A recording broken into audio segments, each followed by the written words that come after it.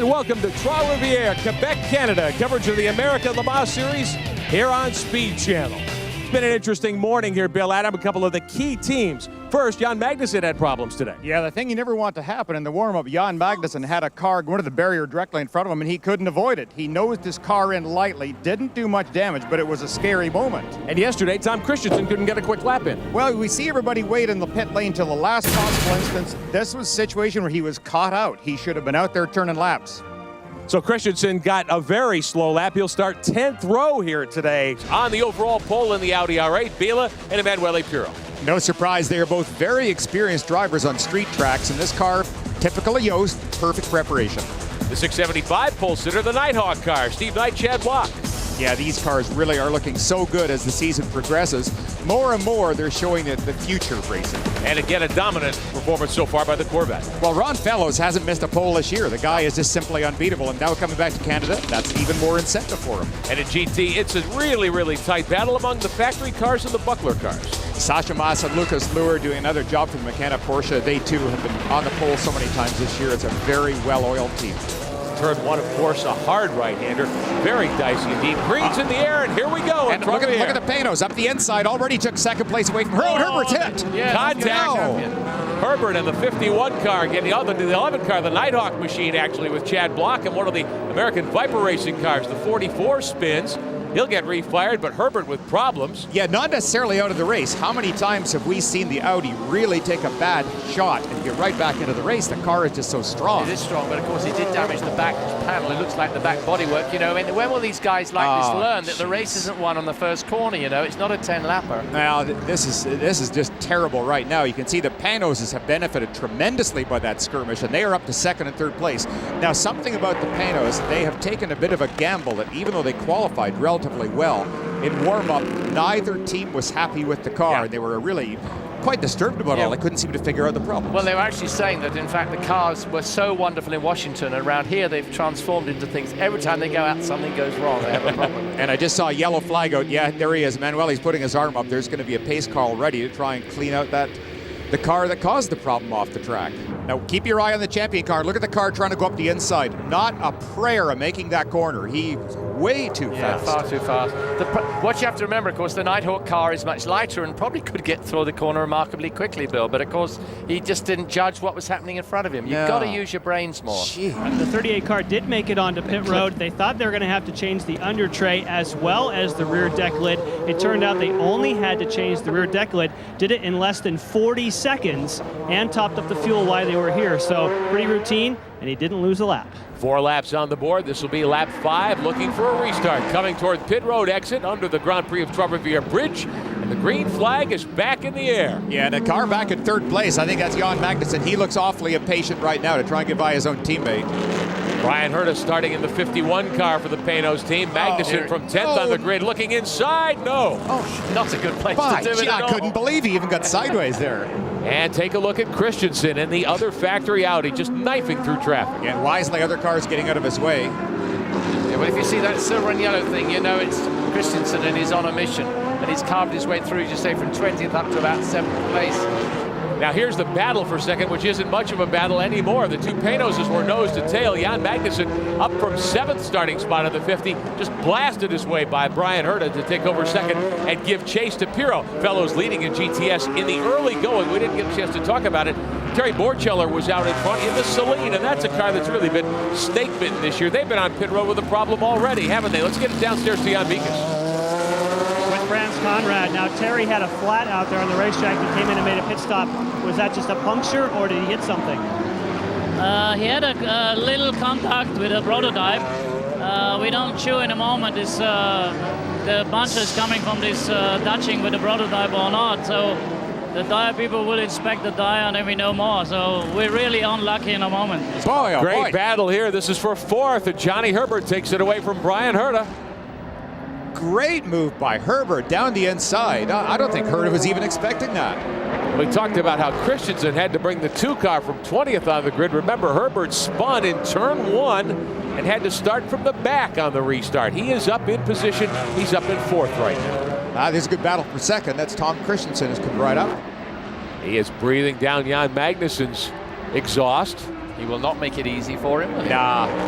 You think Magnussen will make the car pretty wide here? Oh, I would say so.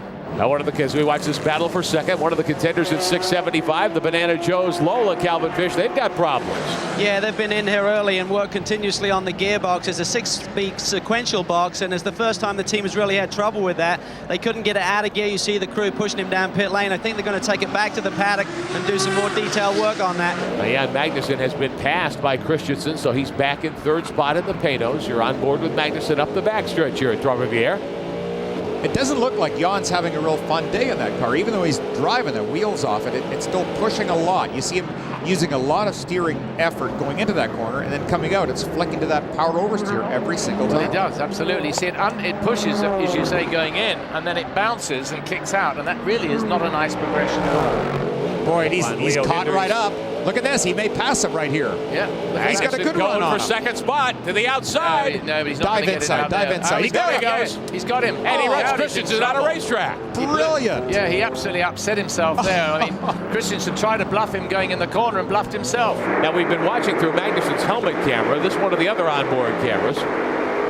Sitting third, he's been passed again by Christensen. So he had the second place And he spot just taken away. He gave it up again. Sorry to interrupt, Rick. I just noticed he slowed down a lot. Yeah. He all of a sudden dropped 6 seconds a lap. So I don't know what happened there in that lap. Magnussen observing the pit road speed limit. He just came by me, guys, and the engine just cut off completely when Jan hit pit lane. I think he's got to refight. He's trying to get up to his pit stall. You may have been able to see him in the cockpit, furious, on the radio, giving the international sign for push me. They wanted to get this car pushed, and I think the crew, for some reason, was just waiting for him, thinking that he, in fact, could get it rolled into his position. Oh, trouble. Oh, Looks no, like Chris Dyson in the Riley look at the- Scott. look at the wing. He's losing the rear wing. Yeah, Maybe he's gotten into the wall. There's damage on the front on the bodywork. Yeah, the right front is gone too. Oh, and Herta got into him. Boy, great job of control by Chris. But he hasn't lost his wing yet. When did he lose No, the wing? Look at this, going through this corner. He's carrying a lot of speed.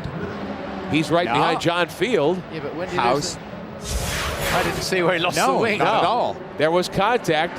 Terry Borcheller puts the Celine into the tire barriers. This is coming out of the arch, heading up to the Yes. backstretch. Yeah, look at the rubber. He locked up the brakes. There's a trail of rubber Yeah. coming right underneath that arch. And the leaders are coming to pit road as well. Driver change coming. Biela will get in car number 1, the overall race leader.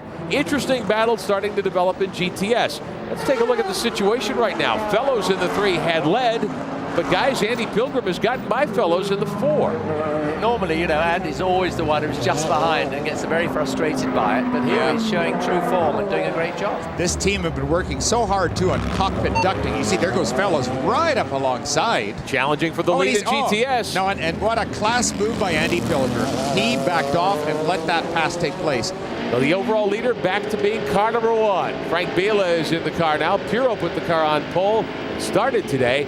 As we show you the overall top 10, it's Biela in the 1. Herbert sits second. Capello in the other Audi. Then Magnussen and Herta.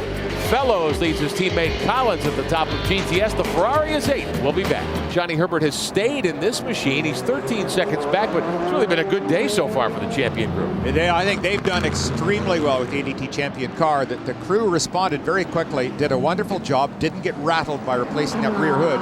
And Johnny, I think he likes this kind of a challenge. He seems to get his teeth into it and just really go. And it was a good battle for second in GT. Bergmeister, when he was in the car, now Timo Bernhardt's just taken over, but Bergmeister and Kevin Buckler were really getting after it, battling for second spot in GT. And then one of the Panos has got in the middle of this thing too and turned Buckler around. Oh boy, just a little tap on that fender, that's all it took. And we understand there will be a penalty assessed to Magnussen. He's going to come to pit road as Buckler gestures to one of his crew members. A stop and go penalty coming for the 50 car. Guys, he's got an electrical problem, evidently. Has had trouble getting the car just to the penalty box to serve his time.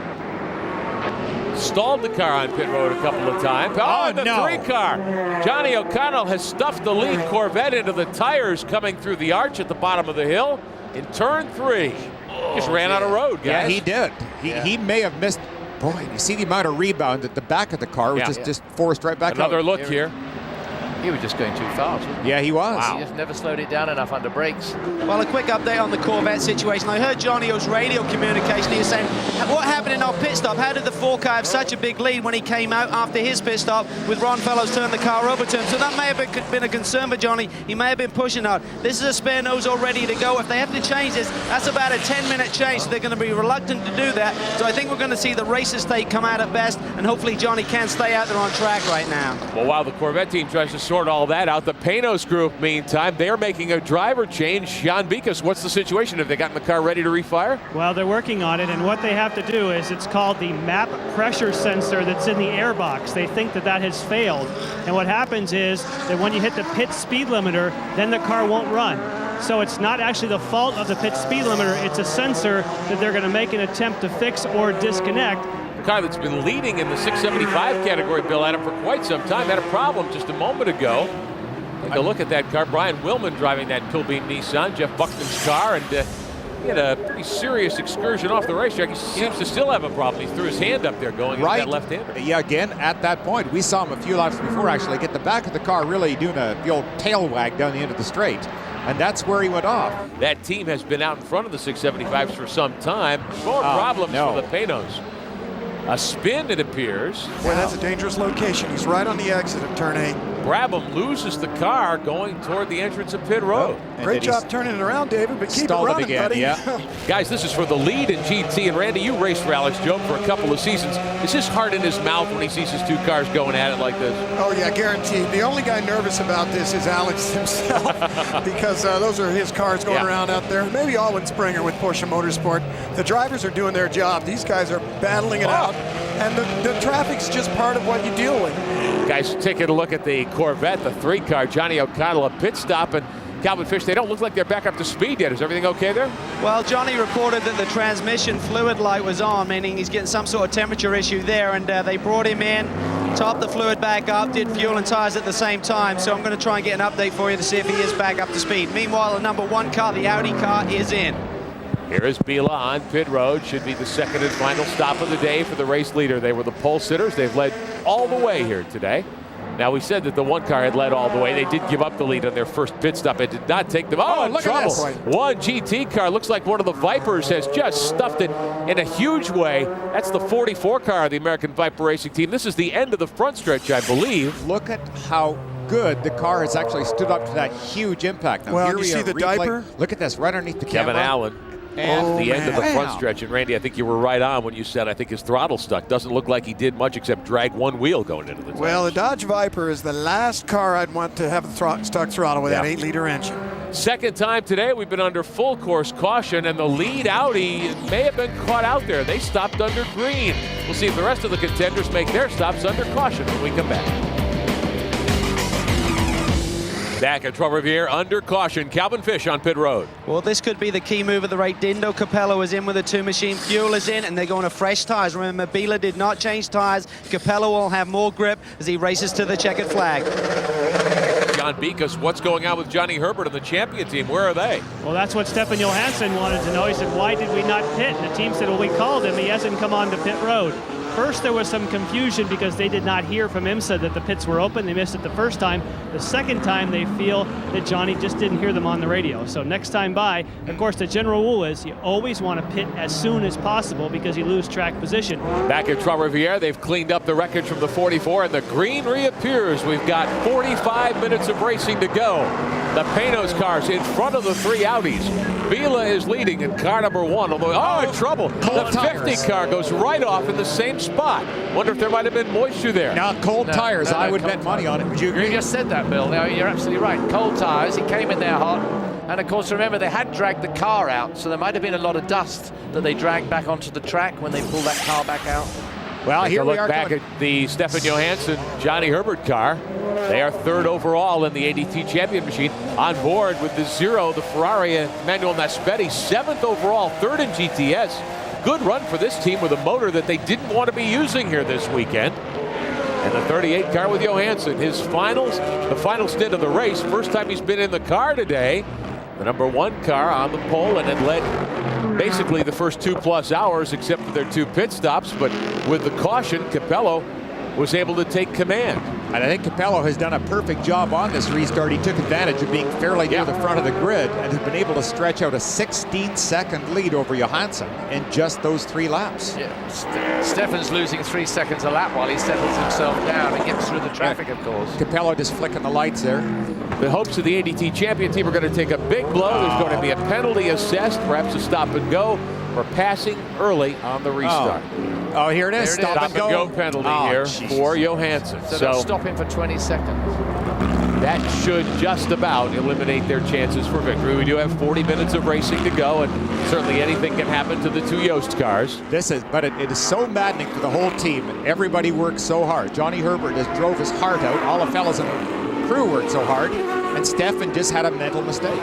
Here's your GTS leader, Andy Pilgrim, back at the wheel of the 4 car. They benefited from that off-course trip made by Johnny O'Connell in the 3 a few moments ago. Yeah, this will be Andy's second victory of the year if he's able to keep going at the current rate. Right now, they enjoy a very nice lead. They're a full lap ahead of in fact, 2 laps they're showing right now ahead of their own teammates. So they really can afford to short shift and take life pretty easy with the car. Lucas Luhr in the 23 out in front. You're on board with Timo Bernhard.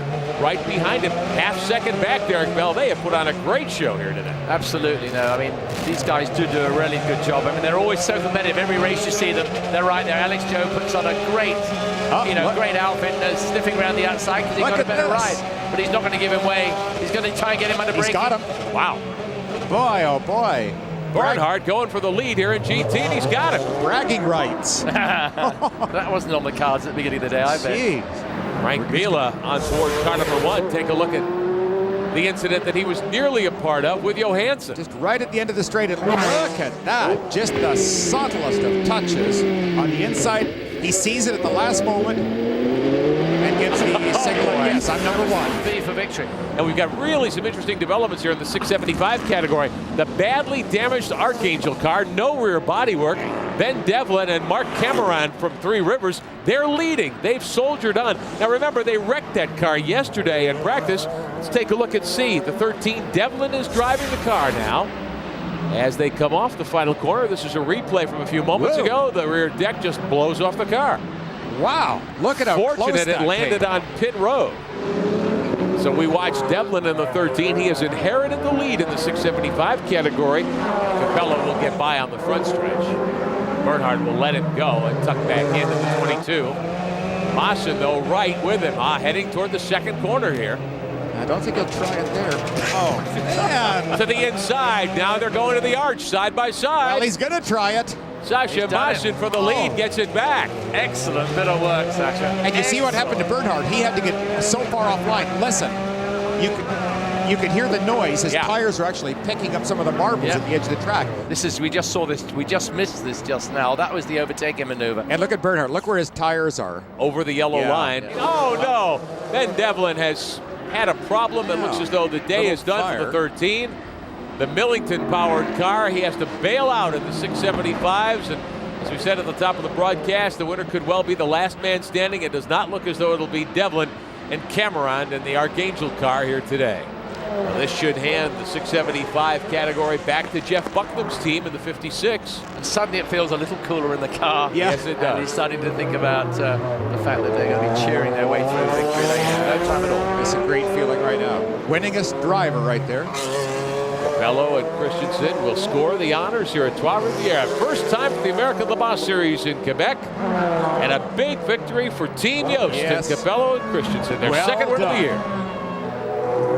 Checkered flag waves over the 2 car. Celebration. Think he was happy to take the checkered flag here today? I think he's still happy doing this right now. I'm glad he knows where he is because I haven't got a clue. And it was a great show today. Capello and Christensen, your winners. Their teammates, Bila and Pirro in second. The ADT champion Audi third. The Panos, Andy Pilgrim and Kelly Collins come home fifth. It was a tough race. I mean, the number 1 car was running extremely strongly. They pitted, then you got the yellow and you put fresh tires on. So even when you came back out there, you seemed to have a lot more pace than Frank at the end of the race. Yeah, I think we were very, very quick also on all tires. But sometimes due to bad traffic, we were losing. Sometimes we were gay. But the gap was still 9-10 seconds.